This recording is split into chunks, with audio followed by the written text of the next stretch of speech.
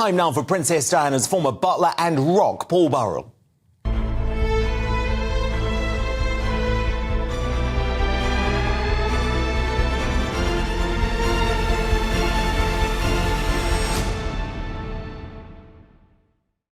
Prince Harry revived old resentment against our Paul today by directly attacking his mother's friend and former confidant in court.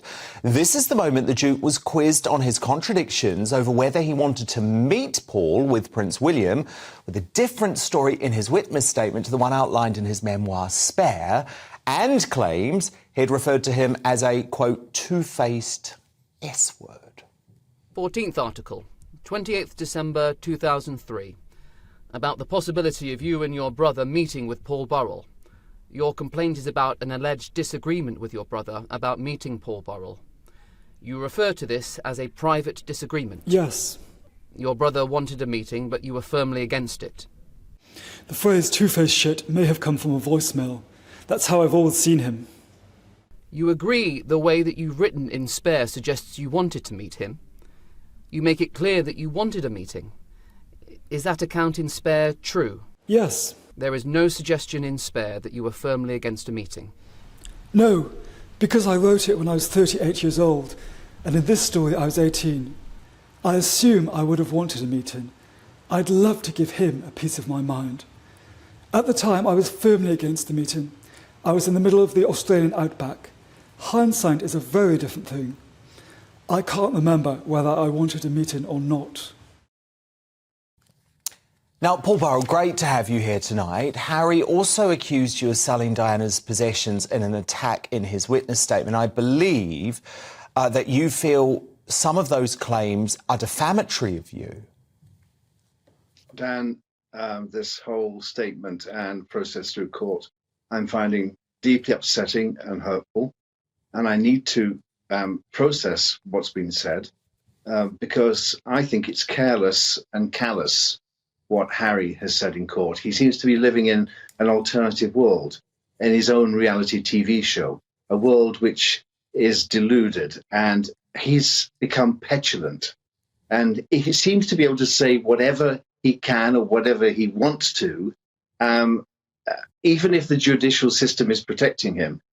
His witness statement, which he drew up in the last few months, is a legal document, as you know.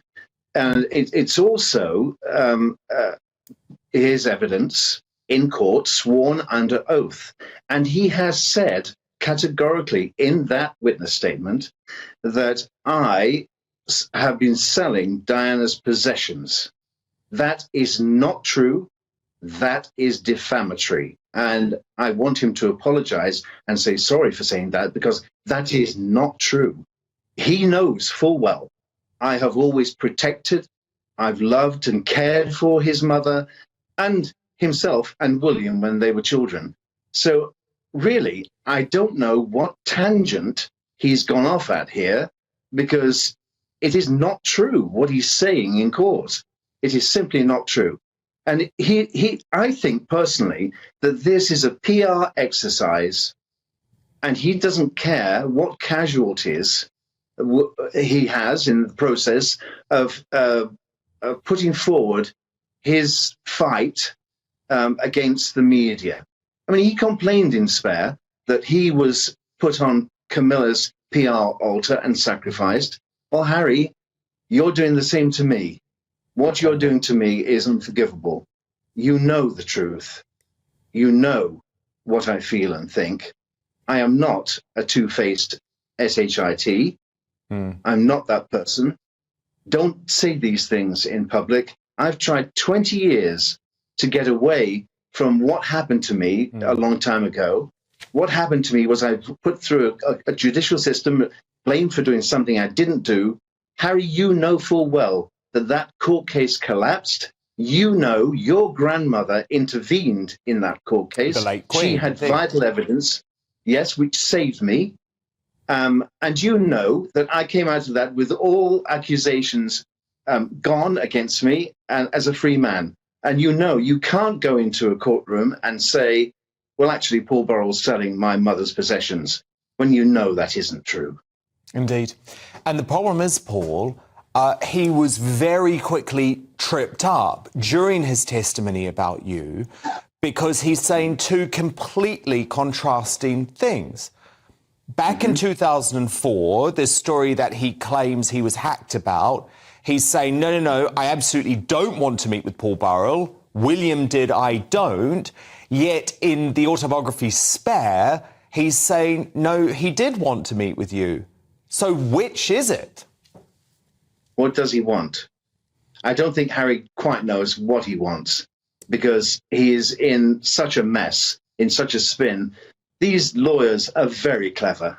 And even though Harry thinks he's untouchable, he thinks he's a royal prince, he thinks he can delay the court proceedings by not turning up because of his daughter's birthday. If this was me and you, Dan, we would have to turn up at court because we'd be ordered. Absolutely. So why isn't Harry in the same category? What makes him so special? And Paul, the other thing I really had to talk to you about is Diana, because I know, Paul, you have spent all of these last decades trying to accurately and fairly represent Princess Diana on this earth as the man who was pretty much one of the men closest to her throughout her final years of her life. Now, Harry seems to be using Diana now in this deranged campaign to bring down the British press. Now, Paul, it was fair to say that there were certainly aspects of the British press, especially paparazzi photographers, largely from overseas, that she was very uncomfortable with. But she also had very close relationships with journalists, didn't she? Do you think she would agree with this campaign being run by her son? No, Dan. This is a very dangerous campaign for Harry to enter because his father and his brother are watching this very closely.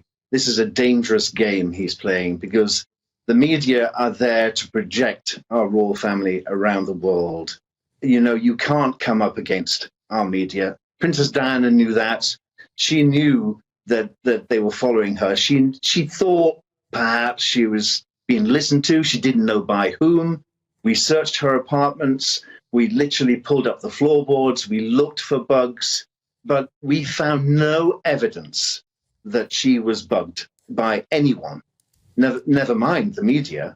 And going back to all those years ago, Harry talks about his mobile phone being hacked. He never had a mobile phone until he got to Eton.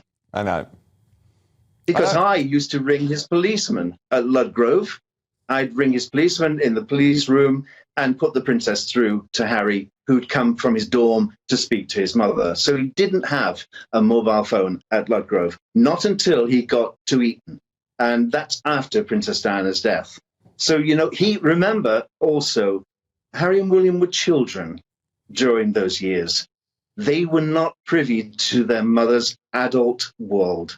And what I tried to do in the past 10 years, Dan, 20 years, you know, I've supported the princess. I've put the record straight. I've stopped people making lies about her. You have. I've been here for her. And that comes at a cost too. No, it does. And it comes at a personal shame cost on, to me. and let me just say, I know it does, Paul, and let me just say as a final word, shame on Prince Harry for deciding to attack in court today arguably one of the only men who has stayed loyal to his mother all of these decades on from her death. Shame on him for that. And Paul, I'm sorry, I can tell you're hurting. I hope you're in better form next time we speak about this.